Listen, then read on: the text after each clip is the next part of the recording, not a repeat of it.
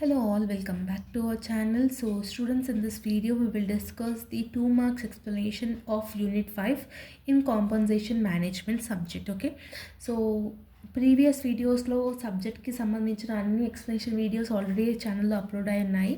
If you are unaware of that, just go and check out in ఆ channel. So 2 మార్క్స్కి just ఒక brief introduction, brief explanation ఇవ్వడం కోసం ఈ వీడియో చేయడం జరుగుతుంది. లాంగ్ చదువుకుంటే షార్ట్ ఆటోమేటిక్గా వచ్చేస్తుంది. 2 మార్క్స్ కాబట్టి ఒక 5 to 6 లైన్స్ రాసి సరిపోతుంది. దట్టు మీరు ఓన్గా రాసినా కూడా more than enough. So the first question ఏముంది అని అంటే, ఎగ్జిక్యూటివ్ కాంపన్సేషన్ అంటే ఏంటి అని అంటున్నాడు.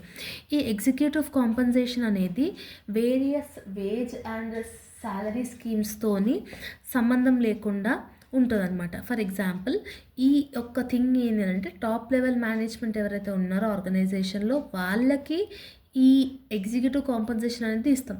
సో దీనితో మనం కంపారిజన్ అనేది చేయలేము.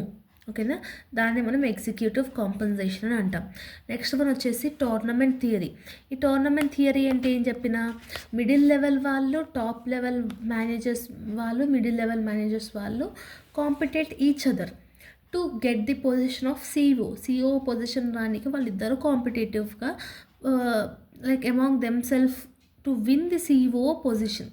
ఓకేనా, ఎవరైతే ఫస్ట్ లెవెల్లో టోర్నమెంట్లో విన్ అవుతారో వాళ్ళు నెక్స్ట్ లెవెల్కి ఏమంటారు, ప్రొసీడ్ అవుతారు. They will move to the next level.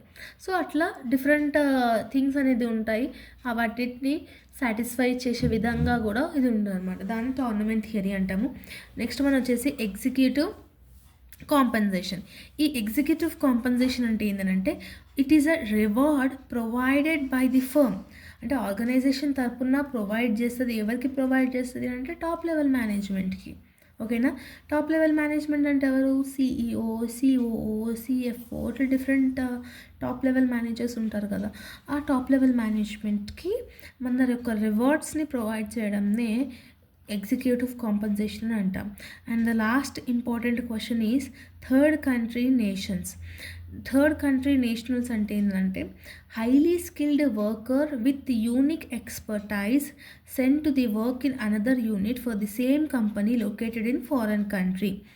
So highly talented persons ఎవరైతే ఉన్నారో వాళ్ళని పికప్ చేసుకొని వాళ్ళ కంపెనీలోనే వేరే బ్రాంచ్కి కానీ వేరే ఫారెన్ కంట్రీస్కి కానీ ప్రమోషన్ టైప్ లాగా ఇచ్చి హైర్ చేసుకునే దాన్నే థర్డ్ కంట్రీ నేషనల్స్ అంటాం.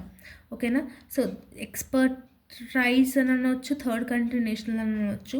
ఈ ఎక్స్పర్టైజ్ అని అంటే ఏంటంటే, హైలీ స్కిల్డ్ వర్కర్ వాళ్ళ ఆర్గనైజేషన్లోనే బట్ ఫారెన్ కంట్రీలోకి షిఫ్ట్ చేయడం. ఓకేనా, అండ్ థర్డ్ కంట్రీ నేషనల్స్ అంటే ఏంటంటే, who are working outside their home country. వాళ్ళ యొక్క ఇంటి దగ్గరలో ఉన్న బ్రాంచ్ ఆఫ్ ది కంపెనీస్కి సిచ్యువేషన్ అయ్యేలాగా చేయడంని థర్డ్ కంట్రీ నేషనల్స్ అని అంటాం. సో ఈ థర్డ్ కంట్రీ నేషనల్స్ టీసీఎన్ఎస్ అని కూడా అనొచ్చు. ఓకేనా, ఇది ఒక మోరల్ సపోర్ట్ని ఇవ్వడం కోసము ఇది ఇంప్లిమెంటేషన్ అనేది చేయడం జరిగింది. So this is all about the 2 marks explanation. బ్రీఫ్గా చెప్పాలంటే ఓన్గా కూడా రాసేయచ్చు, జనరల్గా రాసేయండి. And all the very best for examination and preparation. See you all in next video. Bye bye everyone.